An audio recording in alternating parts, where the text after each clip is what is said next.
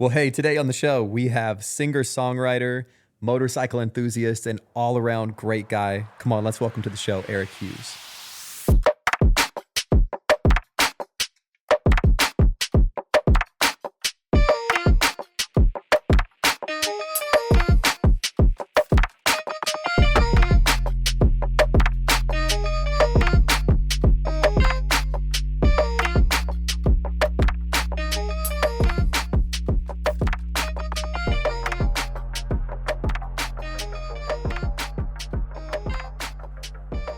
Eric, man, welcome to the show. Thanks, man. Happy to be here. Yeah, how have you been?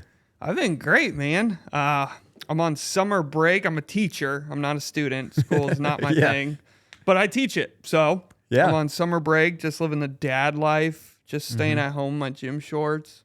Dude. Gotten into like home construction. Ooh, I have no idea what I'm doing. Yeah. But I built a fence earlier this week.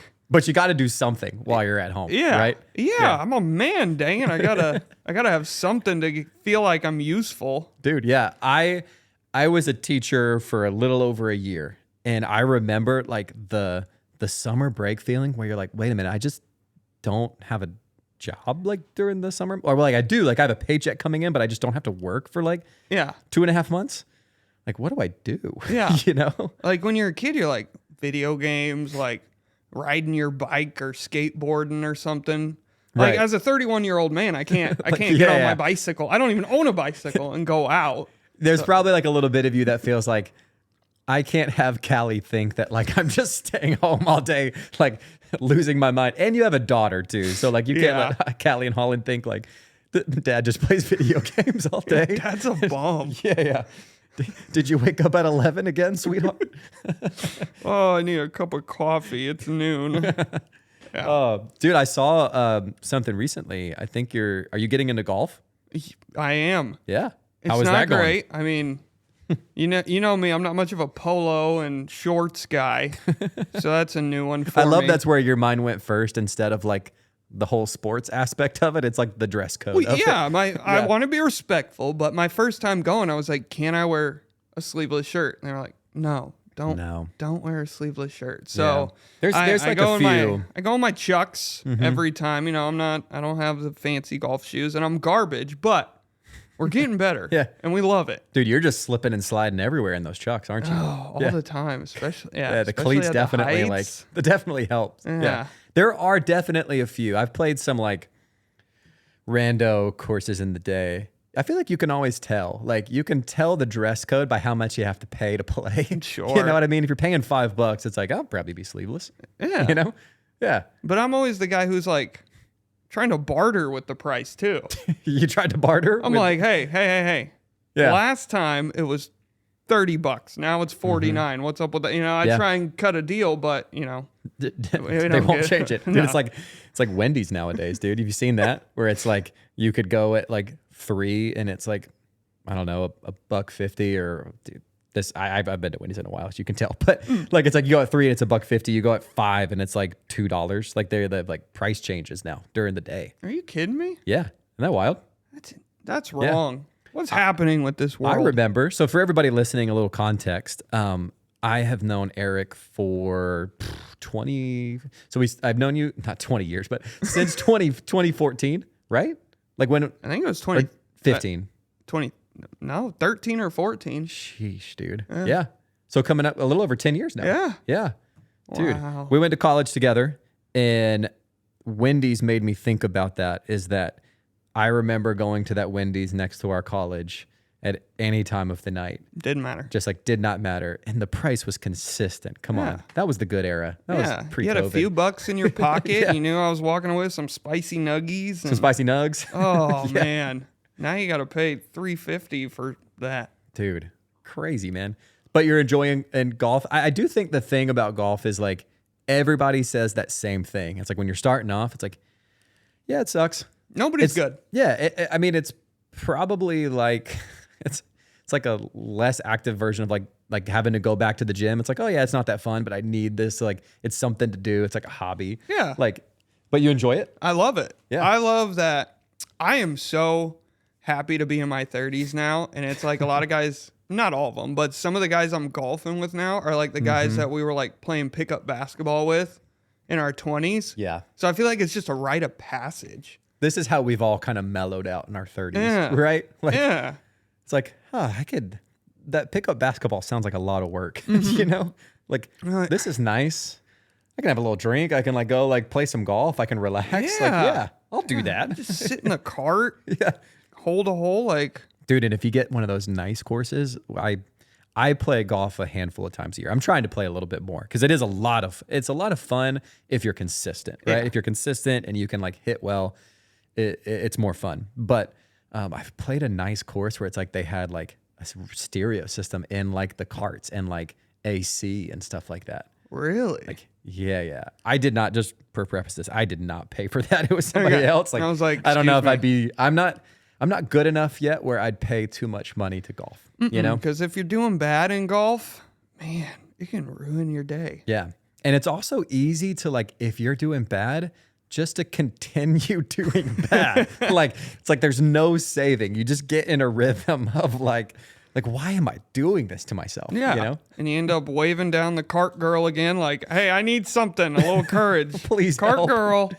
Dude, well, you're playing golf a little bit, man. Like, also, obviously, your life has gotten a little bit busier. Want to talk about dad life and stuff like that. But I do know, I actually am very curious to ask, with you being a dad now, having a job, all this kind of stuff that you're doing, do you still get to have the motorcycle out every now and then? I do. Not as much as I would like. Yeah. But I kind of, and we don't do screen time, especially now. Mm-hmm. But, you know, at a month, 2 months, you know, you're figuring out what your thing is as parents. Sure. So when I'd feed the kid, when I'd feed the kid, I'd turn on motorcycle shows. Yeah. So now when I start the bike, she's not scared at all. Oh, that's cool. She actually like giggles at it. She's used to it. And it's loud. It's got like some fatty pipes on it. It's a loud bike.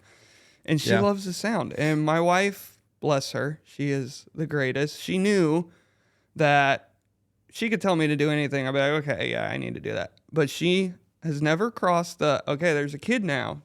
You need to get rid of the bike. Yeah. Like, she has enough respect for me, which I don't know why I didn't earn that. But she has enough respect to where she goes, this is something that is so deeply rooted in me now that she's like, no, it terrifies me, but I'm never going to ask you to get rid of it. Yeah. So every now and again, after a long day, my wife gets home, or if my mom's watching the kid, I'm like, I'm going to go do some laps around Hollingsworth. Yeah. You know? Yeah. So I still get out. It's hot as crap right now, so not as much imagine. because of that, but... Well, I just imagine that it's probably a little bit limited because of like the convenience of it, right? It's not like you can like, you and Holland, like your daughter, like you can't just like, you know, shoot over to the store real quick on the bike. And wait, you don't have like, gosh, I hope you have a little sidecar. Like, do you have a little sidecar? No, I have looked. I have jumped on the marketplace and looked. And my wife shut down that idea pretty quick. Scary place to look for like a sidecar in like Central Florida. Like, I just imagine the most like, you know, makeshift thing that has been created and is now for sale. $10. $10. I'll take it. Yeah. It's made out of an old trailer. But I imagine that like probably has been a little bit limited just with like the convenience of it, right? Totally. Like, yeah. Yeah, but you know, I mean, you're a dad. You understand that, like, yeah, you lose a lot of time when you have a kid in your life. Yeah. But, you know, it's one of the greatest things that you get to spend your time doing. So exactly. You don't really, you like miss some of those freedoms sometimes. And like, yeah, I wish I could ride around a lot more. But there's things that I can do and be like, oh, I'm going to take the bike today. Yeah. Or if my car decides to crap out, I always jump have on the that as bike an after option. that. Yeah. Yeah. So, dude, yeah, it's definitely like having a kid now, like having 2 kids, Leo and Elliot, my boys. It's definitely like, it's just a better balance of time, right? Like prior to like having kids, like one thing that I've noticed changed for me, like, right, I don't have a motorcycle. I've never ridden motorcycles.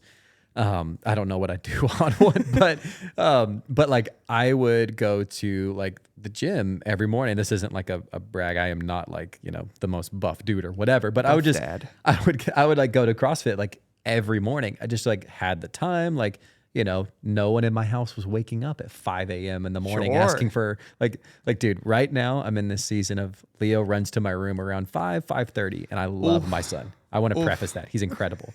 But he runs to my room around 5:30 and he's like, Dad, rub my back. It's like, oh man, I love you. Go to bed. Yep. This was first on my list. I knew it. But all that to say, it's like, it's a new like organizing of my priorities. Like I can't do that every single morning, you know, like I gotta be there to help and make sure we get them up and get ready and all that stuff. But it's cool to you have like this is like I think even for you, it's a little bit beyond just like a hobby. It's something you love, right? Yeah, for sure. Definitely. Hey, wait, are we talking about motorcycles or kids? Can kids be hobbies? Probably motorcycles first, but you love your kid, right? I love my girl, my little sweet Hollenbeck. She is my world. But yeah, motorcycles is definitely I guess you could call a passion. Like I love working on them. And I don't have a garage. So if you're sitting out in the Florida heat working on them, it's got to be a passion. Riding them. Yeah. It's somehow in the last probably 6 or 7 years just become a big part of my life. And I don't intend to get rid of that anytime soon. And preface for everybody listening to this too, like where we live in Florida, I feel like it's very rare to have a garage, right? Like the age of homes are like around us and stuff like that. It's mostly just like carports if you got anything. Yeah. Right. So yeah, you're doing this in like we're doing 99-degree heat. Yep. 100% humidity. Yeah. Just praying the carport brings some kind of cooling relief. Yeah. Brutal, well, dude, but worth it. I know, like, I think we could talk for hours about cool stories that like you and I share or that like stuff that you've done. But one thing that I love always hearing about is you and a lot of our mutual friends that also have motorcycles did a cross-country trip a few years back. Yeah. Yeah. Maybe tell us a little bit about that. For sure. Definitely one of the top probably 5 things that have happened in my life, like best things. We planned it. We all lived together. So a little backstory, a buddy of ours, mutual buddy, bought a house here in Central Florida, brought in a bunch of vagabonds, a bunch of outcasts, and housed us, took care of us. We're all doing okay now. We're all doing great. We're all doing all right. Such a great just to check in. Everyone's alive and well. Careers. It's beautiful. But he brought us all in, like there were 7 of us total. And him and his little brother had a bike. And then one after the other, we all just started riding bikes. Like I would bum one of their bikes whenever they'd go out of town. I'd be like, hey, can I go ride? Like I got my motorcycle license. I'm like, can I borrow the bike? And then I finally like went to Orlando and bought my bike from a sweet Christian guy. And then everybody else just started buying motorcycles. And we were like, what did we just create? Like we had a garage that really wasn't a garage, but you could squeeze your motorcycle through the little doorway into this weird garage hybrid thing. Yeah.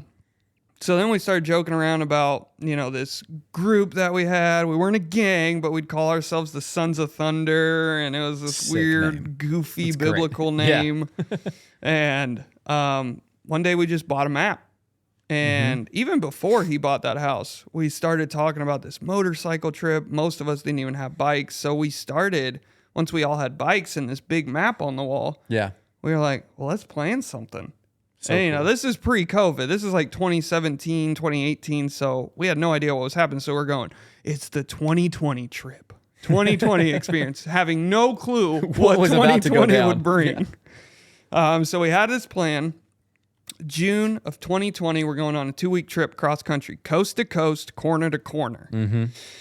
So, COVID just starts during this time. And we're like, oh, crap, do we cancel it? Do we go? Like, we've already all convinced our wives, those of us who are married, and saved up cash for the last 3 years. What do we do? So we just said, screw it. Let's go for it. World's shutting down. Let's just go for it. We got nothing but time. Nobody's really working. Right? Yeah. And especially like in Florida, like things were open rather quickly. So it was like, what am I doing? I'm just like, I'm working from home, or like my, work's closed for a little while. I got to do something. Yeah. Exactly. So we did it. We met up at 6 a.m. at my boy Preston's house.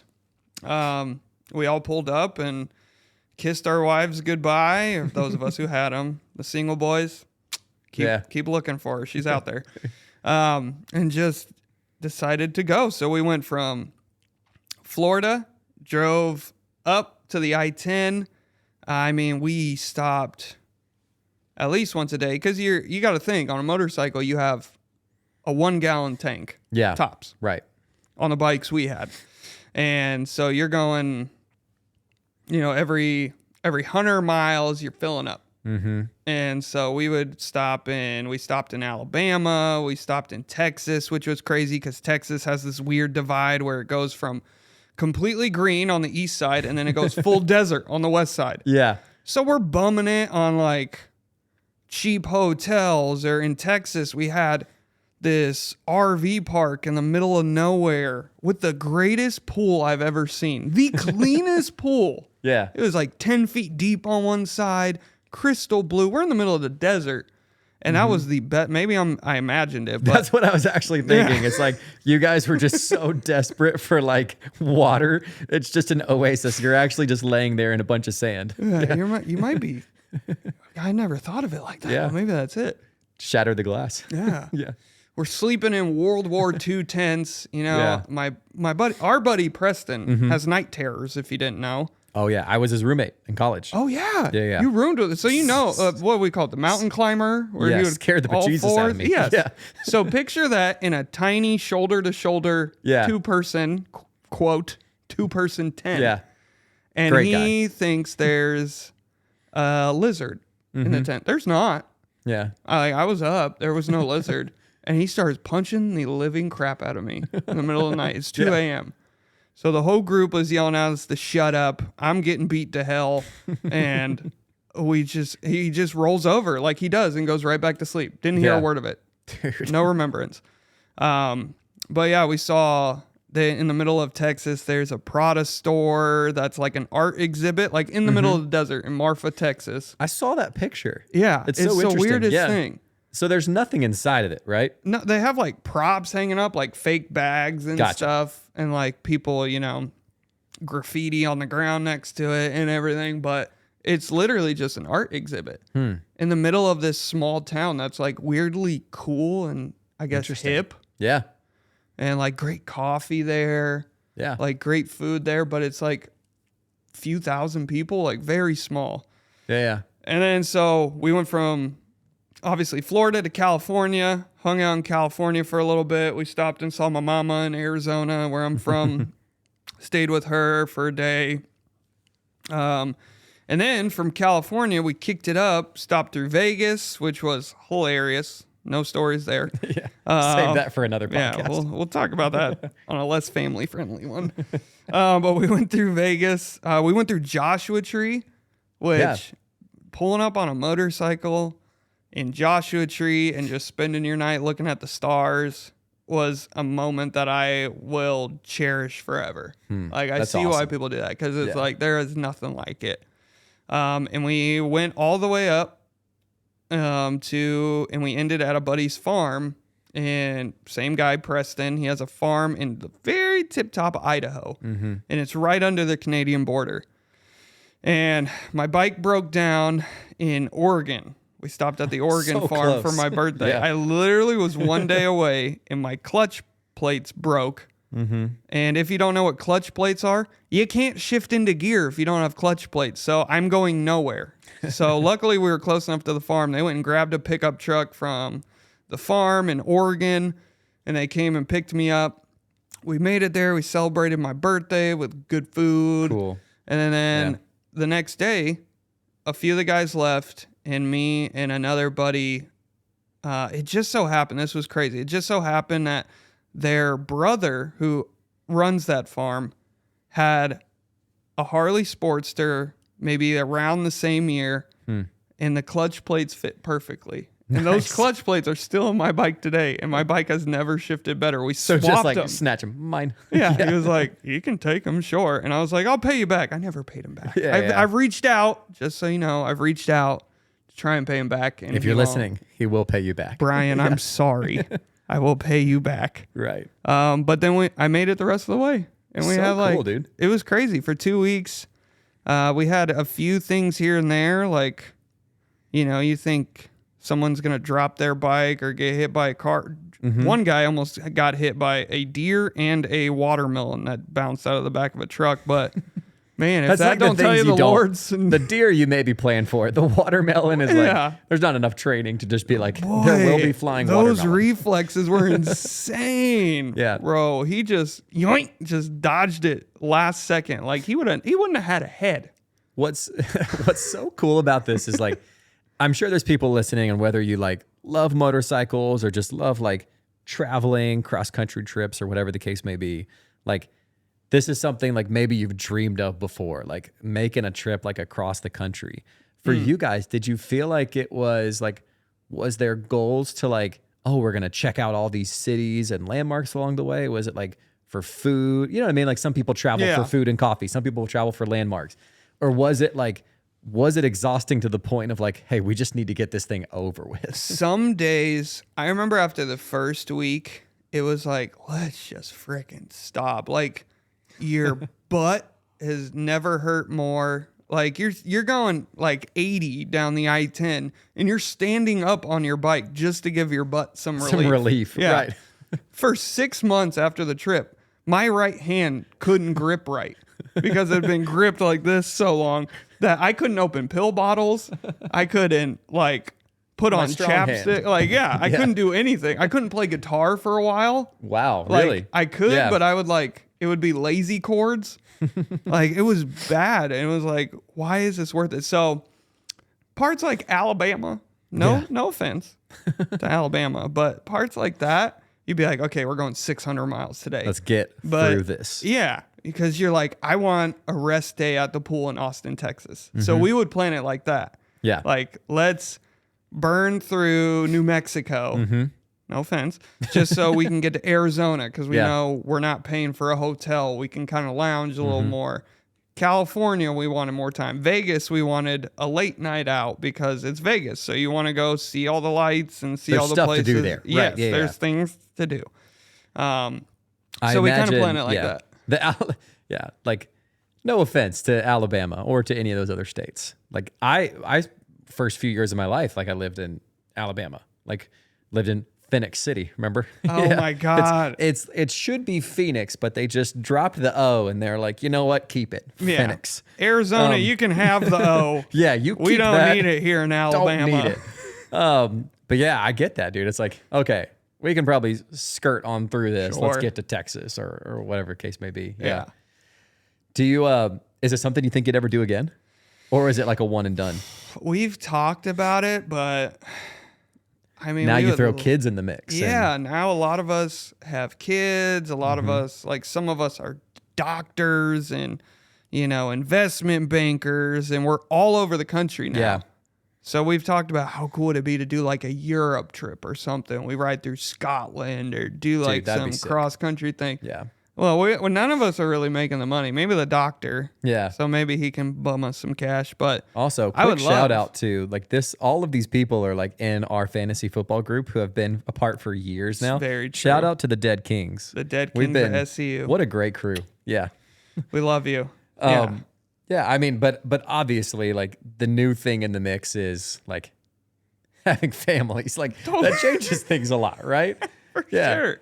How for you, man? How has that, like maybe switching gears a little bit, talking about that, like how has just now with Holland being introduced into you guys, she's 6 months, right? Yeah. So 6 months now, you and Callie, like how has that just changed things for you guys? You know? Man, it has changed things in so many ways and in all the best ways. Like she's such a good kid. Mm-hmm. I was so nervous because I was a little punk when I was a kid. Now my wife was on the opposite side. She was a rule follower. She was very respectful, and she married the vagabond that I am, who raised hell in my mom's house. Yeah.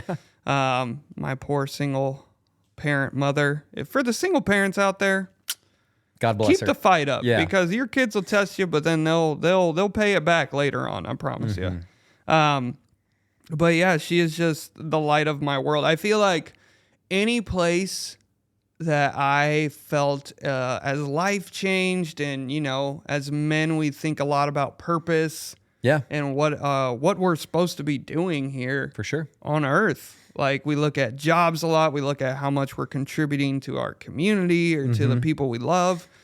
And that's all still there. But man, I got so much purpose, Dude, from being a dad. And like, she'll figure out way down the road, but like, my heart was pretty hard before she came along. Yeah. Like, I had a pretty hard heart, was pretty numb to a lot of things. And my wife and I had a great marriage before. But man, I think that's why I had a girl. yeah. Like, I think the Lord knew that, like, hey, homie, you're getting a little too rock solid. You need to like soften up. And she has. Yeah. Like, I am a mess now. If I see like all my Instagram feed is just these cute little baby videos, and I'm a mess. Dude, a mutual friend of ours sent me a video the other day, and I wish I could shout this guy out because he's got a great voice and he's on Instagram. It sounds like he's like a country music artist, just by like the music and all that kind of stuff. But he wrote this song from the perspective of his 3-year-old son, which is what I have, a 3-year-old son. Yeah. And it was like, Dad, don't go to work today. Just stay home and play with me. Bro, I bawled. It's like Monday at like 8 a.m. in the morning. I'm just like, I should go pick him up from school right now. And How much PTO do I have? Yeah. No, but what you said is so true, man. Like, for so long in my life, I can easily admit, like, I was so focused on career, and sadly enough too, like, I felt like I was focused on that while I was married too, like, I was so focused on, like, man, what defines me is what people say I do for work or do for a living. 100%. Right? Like, that's how people are going to respect me, yada, yada, whatever. And then, dude, when Leo, and then even more so, like when Elliot was born too, like in these past few years, dude, it has just rocked everything. Like, there's the dreams that that is what's awesome about like parenthood, becoming a dad, like just maybe speaking specifically to guys here, is like having a kid will really make you just like reorganize what you thought was important. Totally. Right? Like, I for sure thought for so long that what was important was like what people were going to know me for in a career sense at the end of everything. And now I'm like, dude, I just want my kid to have the best life, man. Like, that's like career aside, man, what can I do that's going to like I can just spend time with him, have fun with him, like give him the best. It's a beautiful thing that happens. Totally. Like, it really is. And I'm sure you've felt the same way, right? Totally. Yeah. Yeah, she's getting to a point now where she's like, her personality's coming alive. So fun. And it takes it, because, the first few months, they're like, just like little things that you're like, all right, you need food, you need a diaper change, you need this. Like, they don't really give you much, but you love them unconditionally. And then when they give you that little something, like that personality, you're like, yeah, you can have it all. Yeah. Like, nothing else. Like, you stop thinking about yourself as much. And I see why when I would talk to older people in my 20s, I'd be like, man, you had this dream of this. Why didn't you go for that? Mm-hmm. And then it's like your dream just shifts, and you're like, yeah, honestly, I don't care. As long as I got this in my household. Yep. And I don't care what I'm doing outside of that. Exactly. And that's such a great distinction, is like, I think it's, for some people, it's just like, right, it's like, it's seasons, right? I talked to somebody that we both respect a lot, like Pastor Alex at Grace City, Tampa. Yeah. And he I'm going to butcher it. He had this great thing, but just like talking about the seasons of life, of like how you walk through with your kids. And right now, like for, the next 10, 13 years or so, we're going to be in this season of like training and discipline and all this kind of stuff. Like, hey, this is how to be like, a part of our family, a normal functioning adult, like things like that. Right. But it is also just a season.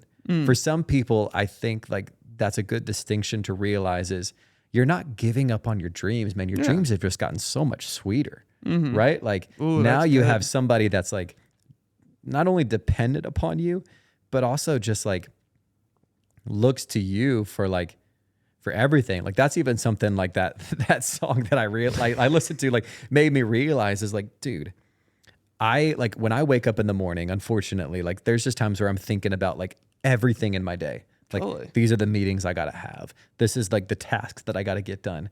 My son wakes up and he's like, man, like I hope that I get to like play with dad this morning. I want to bring out the nugget couch. I want to do all these things. I'm not going to get emotional on this podcast. No, that got me. But like that's like what his whole world is. Yeah. And like to stop and to think about that, it really is helpful to put into perspective of like, man, that meeting that I have at 11 a.m., it's like, obviously it's a part of my job, but like, doesn't really matter. Yeah. Like in the grand scheme of things, does not really matter, man. 100%. Yeah. Dude, what I'd love to hear from you, and I know we talked about this a little bit before, like, you know, here, like being on the show and everything is, I know from you, knowing you for so long, you and I have different experiences of having a dad, right? We've talked about like being a dad, having a dad. Sure. My dad has been super present in my life, like and awesome. I love my dad. I know for you, and not trying to speak for you, I'd love for you to speak as well into it, but like, you know, your dad wasn't so present, or maybe not present at all. Yeah. And yeah, I can't fathom like what that's like being a dad and not really having a dad experience. And so I'd love for maybe speak into that a little bit. Like, what is that like? Like, yeah, it's the best way I can explain it, especially as a man growing up. Like my dad left when I was 6. I was 6 years old. My parents split. He came around. We would do like Saturdays together. I got an older brother who's 7 years older than me. So obviously he had a better relationship with my dad. He had, you know, he was in his teens. Yeah. But and your parents were still together at that point. Yeah. So after they split, it was like, cool. We'd go to the mall. We'd see a movie. We'd have, you know, a few hours together. And then after the movie, we'd get dropped off. I was like, okay, it's cool. Like I always get pizza at 8 a.m. with dad on Saturdays. Cool, right on. But the older I got, I felt like I was behind. I was starting to see friends who were like, dude, you know how to fix this. You know, like very like things that you feel like almost crazy for not knowing. Because my mom was a workhorse. She did amazing. Your mom is awesome. Yeah. She's incredible. Yeah. Shout out Karen. Yeah. She is a saint. But she had to work 3 jobs to provide for 2 kids. Sheesh. So it was just like this understanding, like she taught us how to work hard, but what I felt that I lacked in was understanding so many things. Like I felt like a late bloomer in understanding so many things that I feel like a lot of 2-parent homes, I mean, I could be completely wrong, but that they understood, like how to date. I had no idea, and I figured that out the hard way. Yeah. Like even into my 20s, Sure. I made a lot of mistakes that were like, why didn't you know that? And I was like, I don't know. Nobody told me this. I had to figure this out about myself and about that the hard way. About like now, as you know, I got married at 25. It was like, dude, I don't know how to buy a house. I don't know how to open a bank account. I don't know any of this kind of stuff that almost seems like second nature. Yeah. And operating. To like your mom's defense too, I've never had this experience, nor, you know, obviously like experienced this or whatever, but like being a single mom who's had to work 3 jobs to like make ends meet, to like provide for her boys, like that's a lot of work to do, right? Like for sure. I'm sure there were some things where like, obviously like your mom is incredible. Your mom is a saint. Yeah. But like some of that stuff was like hard to find the time to do, right? Yeah. Yeah. For sure. So, and I mean, she taught us so much, but yeah, the things that like a man can teach a man, that was out the window. So I was just trying things for years. Like I got into working on cars and bikes just because I took a gamble on it, and I was sick of going to gym class. So I was like, I'm going to take auto in high school. Right. You know, you start to like pick up some of your hobbies from your dad, I feel like sometimes. And I felt like I just had to take a stab at things and be like, oh, that worked. That didn't work. This worked. And just kind of figure out what to do. And I feel like even going to college, I was almost 21 when I got there, because I was just like, I don't know what to do. I'm gonna help pay bills. So I got a job as a mechanic and just worked for 2 years. And then I was like, oh, I guess guys my age are supposed to be in college, like fresh out of high school. So I better try this. And I felt very behind. And even now being a dad, I'm like, I was so nervous stepping into it, and I'm still am today. And I'm just leaning on the grace of God, and he blessed us with a child, so I guess he trusts me with the child. 100%. Just leaning on that, and leaning on, thankfully my wife has an amazing father, so I have the greatest father-in-law, and he's helping me put my house together. And what a gift, man. Yeah, awesome. Just learning so many things from him now, even in my 30s, of just like not feeling like I'm there, just constantly keeping up with just learning. Yeah. Like, do you feel like you've transferred some of that, like your experiences into like, has that been motivation of being like, man, like because I've heard that from people too as well. It's like, man, I've gone through this, and I love my daughter's son so much that like, man, this is motivation for me. I'm going to like give them the best, or like give them a different experience than what I had. For sure. Yeah. Yeah. I think the motivation behind it is so much just like joy in life is what I'm trying to give her. It's like I felt like I had such a lack of like identity growing up. Like for a while, I felt like I was put on this earth to just help others achieve their goals. It was the weirdest thing, because I was a great listener. I'm an extrovert. So I was like, oh, I can help people get through their issues, and I can help people, I can motivate them and cheer them on for them to go for their goals. Yeah. But like, those aren't my cards. Like, I don't get to go for those things. So I'm here to do this. So my daughter now being in my life, and especially as she gets older, is just like to encourage her, like, till she gets annoyed with me. Just like, you are amazing. You can achieve whatever you put your mind to. You are a warrior. You are made in the image of God. And just like, I am going complete opposite of what I had, where my mother gave me that as much as I could. And then a lot of times I was just like searching for things and being like, okay, what gives me fulfillment? I'm going to make sure she knows that she is created in the image of God, how much her parents love her, how much, she can accomplish in this life, that nothing's holding her back. And we are always going to be helping her along the way. So yeah, there's definitely like, I am full foot on the throttle. Like, That's this awesome, kid is man. going to know. It's also not to make it sound like it's going to get more challenging. I think it's just going to get more intricate. And honestly, and the way I feel about it is like, it's going to get more fun as they get older. Totally. In the sense of like, man, how can I help them know, like, man, this is like how incredible you are. Like, we do this thing for Leah and for Elliot too. Once Elliot's like, Elliot's just turned 1. Yeah. And so once he's starting to like kind of like talk and doing stuff like that, we're going to start doing like his affirmations, right? Yeah. Like, Leo has 3 affirmations because he's 3. He is brave, he is kind, and now that he's 3, he's strong. I love that. And so we do that every morning. And I want him to like, just remind him of those things. We've also just recently, started doing this thing where like, hey, we're going to pray together as a family before we head out of the house. Like, it's before Leo goes to school, before Elliot goes to daycare, doing all this kind of stuff. Like, we're just going to like kind of hopefully ground ourselves in a little bit of like prayer that helps us throughout our day. But as he's gotten older, man, there was actually just an instance the other day where, we live in Florida. So when it rains, it pours, right? Like, it just pours down. And my wife, Madeline, had picked up our boys and was bringing them home and was sitting in the car just because it was like pouring rain, just trying to wait for it to let up a little bit. And Leo's pretty recently potty trained. He's been doing incredible, but when you gotta go, you gotta go. You're right. So he was in the car and he's like, I have to go. And like, I was trying to jump off a call from work and all this kind of stuff, whatever. But like, Madeline was just like, just do it, man. You know what I mean? Like, just go.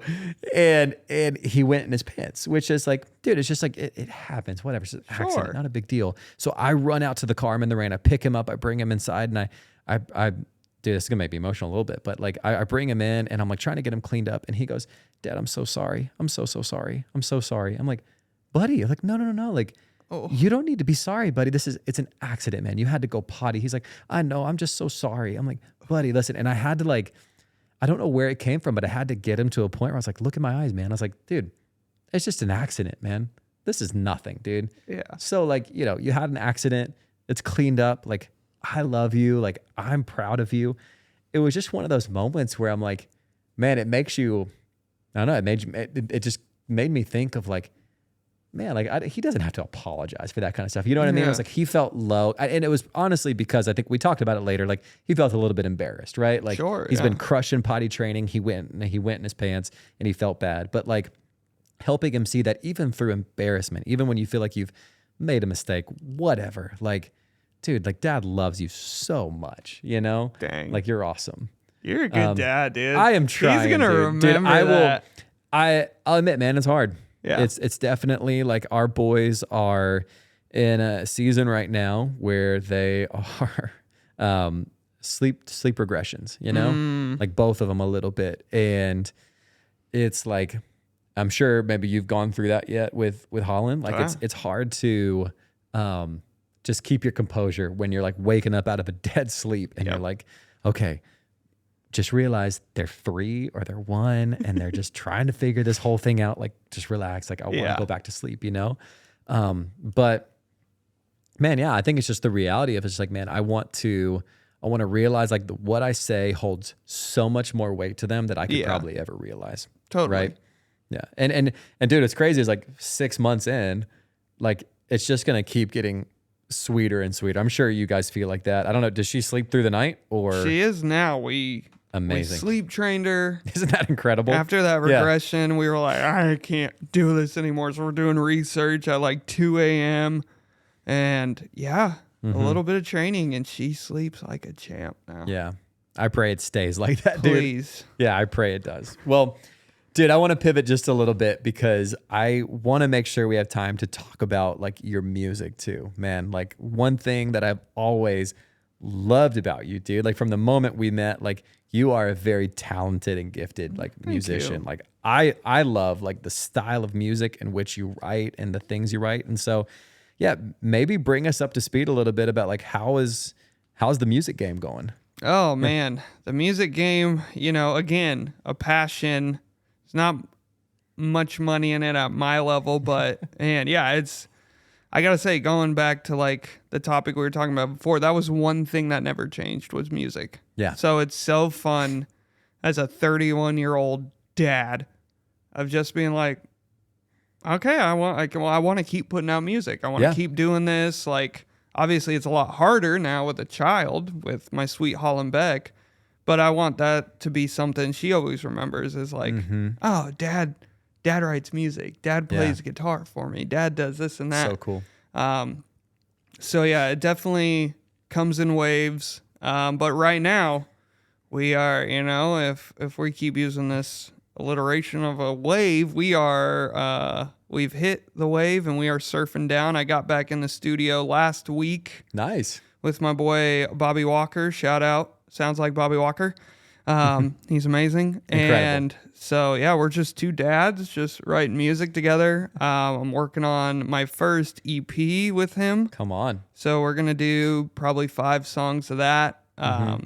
Just started. So be patient, please. Yeah. No like idea of like a launch date or anything like that. No, just not yet. Just in the studio. No, we are two dads just working with how much time we have. Which That's is exciting, very man. little, but yeah, they're keeping up with the same styles and What do you feel like for people who maybe are going to listen to this and then go like look you up afterwards? Like, what do you feel like are your inspirations? Like, if this like, man, this is like who inspires me. This is my style. What would you say? I've always been drawn to storytellers. Like, you know, there's a lot of good songs about love. There's a lot of good songs about, you know, having fun or whatever. But I love the artists who might not have as good of a voice, but they just tell a story and you are along for the whole ride. So this song I'm working on now, I wrote in 2016 at that farm in Oregon. And it's just a song about being in a tiny farm town and missing the people who you love the most and wanting them to come out to see you.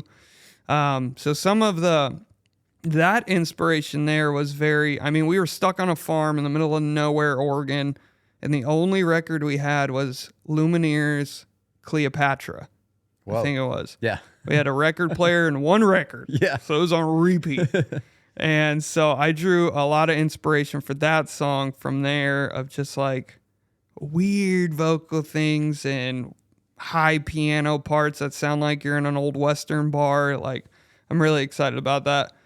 But man, some of the others are just the storytellers that we got right now. You know, the Chris Stapletons, the Zach Bryans, which came out of nowhere a few years back. Like, that guy's an incredible storyteller. For sure. John Mayer, between being a guitar player and a songwriter, like, that guy's just got it on lock with his storytelling. Who else? There's a guy, David Ramirez, just tells amazing stories. Yeah. So I'm so drawn in. And as I get older too, I feel myself like I'm from the desert. I'm from the bare desert, like some people would call trailer trash part of Arizona. Right. And you know, my countryside is just coming out more and more. So I'm finding myself on these country playlists. Stopping, which is great because I'm like stopping trying to do like what's relevant right now. Like, oh, this has to sound like 1975 to get somewhere. Like, I'm just sticking to my roots, man. Yeah. If there's steel guitar, add a tune electric guitars, like wonky swung drums, like I am for it. Yeah, I agree. I have been listening to your music for a while too. And I love that about your stuff. Like, I love that I feel like when I'm listening to your stuff, I'm going on a little bit of a journey. You know, like I'm like you're taking me to a place that you've been. Like, you're telling me a story. Is that like your writing process? Do you feel like that's for you? It's like, hey, it's based on like just personal experiences. Like, hey, this is what I've gone through, and this is how I tell a story. Or is it a little bit different than that? What's your writing process like? Yeah, I mean, we write about what we know. I feel like as creatives and as artists, like some people, just write about having good times and this and that. But I like a little depth, and some people are like, dude, you write really sad music. Like, there's been some crap going on, but that's the depth of it. And that's the thing that people can relate to. You know, I write a song called Family Tree. That's about how your family can be beaten and broken and tattered, but at the end of the day, you can still pull good fruit from it. Yeah. A lot of people are going to be able to relate to that. And I think that's what gives me so much joy as an artist, is when, you know, they hear a song of mine and they go, dang, that really related to me. Or that reminded me of my relationship with this person or that person. And so a lot of times, sometimes it's like I'll write the music and then I'll be like, oh, this would be a fun topic to talk about. Like, I have a song that's just about being a desert rat that I'm working on, and I'm really excited to put that out. And it's just about growing up in the desert, fighting your demons in the desert, having a good time in the desert, what that's like. Yeah. But some of them, like, I wrote a song, and it's on Spotify as well and all the streaming platforms. Called, I was calling it Uncle Buck for a long time, but it's called Can't Go Back. In parentheses, Arizona. Obviously, I've gone back to Arizona, but I wrote that song at a night I couldn't sleep. I was married then. That song was written because my uncle had died the day before my wedding. The only uncle that like really was close to me. Yeah. And maybe somewhat like a father figure? Or? Totally. Yeah. It was my dad's brother, and he was my safe place. Because I felt so out of place at family things. And he was the one who like pushed music. He was a drummer. He always pushed music. He had this intoxicating laugh. The guy smoked more Camels than I knew. Than I'd ever seen anybody do. So it's like these funny like little things where as soon as I heard he passed on our honeymoon, and I cried like a baby in front of my fresh new wife in Hawaii on this nice balcony, and I was just sobbing like a baby because finally my brother told me, yeah, dude, he passed away. That's why he wasn't at your wedding. We just didn't want to tell you. Yeah. And when we got back, I just had a night I couldn't sleep, and I wrote all the lyrics, and then I put the music to that. So it's different. Sometimes, like, I have songs I've been working on for 2 years now, and I haven't finished, like, lyrically where I want them. And then there were songs that were like, they just came to me and I just wrote them out, and then I went to the piano or to the guitar and was like, okay, how do I want the mood to feel now with this? So it changes and it varies, and every artist, I feel like, has a different approach to it, but mine has, it just depends on the content, really. Yeah. It's weird. Can you give us, like, is it possible to give us a little tease of, like, what's the vibe we can expect on the EP that's going to come out? Ooh, okay. So looking at it, it's going to be a lot of stories. Yeah. A lot of stories. And I'm actually, one thing I wanted to push myself, because if you're just in general in life, you should always try and push yourself to do something different or try something new. A lot of the songs I've released right now are very slow, kind of somber, sad story songs. So I wanted a couple, at least one on the EP that was just like full left field. Yeah. So I have this one that I'm working on right now is just a fun one about being on the West Coast, and that's like kind of stompy. That's fun. But then I have this other one I'm ready to do. It's like a blues, like fat guitar. Like, it's going to be dirty. It's going to be heavy drums, fat snare drum. It's going to be blues, and it's going to be all about my wife. Like, I've played it live at some coffee shops and stuff, and everybody's like, oh, this is why you saved this one for last, because you got us all depressed. Now you're trying to bring us up before you leave. So this one is going to be, fuzz guitars, fat drums, just singing about the love of my life. That's going to be a fun one. But yeah, it's going to be a lot of good stories, and you're going to listen to one song where you're probably sitting outside on your Florida porch or wherever you're at on a porch listening to the rain fall, or, just really feeling your feels. And then you're going to want to just like throw elbows like you're 19 at a metal show. Yeah. So I'm kind of excited for that. I love that, dude. I love music that takes me on a journey. And dude, I feel like that's what you do, like, so well. It's Thanks, like, man. It's music that's going to, like, take me on a journey, whether it's in my feels or I'm just like, man, this is exciting. Yeah. Dude, where can people find you right now? Like, if they want to say, hey, I'm going to stop this podcast right now, I'm going to go listen to Eric's music, where can they find you? Yeah, they are on all streaming services. So if you have Apple Music, you got Tidal, you got Spotify, just look up Eric Hughes, Eric with a C. Don't add that K. You ain't going to find it. What are you doing adding that K? Dude, get that K out of there. Why do we? No, the C does the job. Yeah. Eric Hughes. Gets it done. You'll find it. And I got 3 singles out as of late right now. And I would love if you take a listen. Find me on Instagram. Tell me what you think. If you hate it, cool, let me know. If you love it, cool, let me know. And be ready for more to come. Let's go. Well, dude, we got 1 more minute left. What is something, whether you want to share something that's coming up for you or just something encouraging for people listening right now as we head out? Yeah, well, shameless plug. Music will be on the way, so please check it out. I'm always trying to make reels and, just keep talking about music or motorcycles, this and that. But I'm a 31-year-old man, so don't judge me on my reel making ability. Where can they find you on socials? At eahughes.com. Or not .com. See, I just aged myself. Yeah. EA Hughes on the Instagrams. I'm not on TikTok. I'm too old for TikTok. I will not be there. But man, y'all just don't sell yourself short. Don't stop dreaming. I don't care if you're 17 or you're 45. I think the biggest lie that we've heard is that wisdom comes with age, man.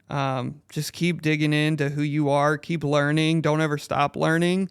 Don't ever stop trying new things. And if you got a dream, just keep going for it. And be true to yourself. Don't let somebody else tell you, this is the way to do it. You know yourself best. Just keep trying to be yourself and be the best version of yourself and keep going for it. I love it, man. Can't fail. Thanks for coming on. Thanks, man. Yeah. Had a great time.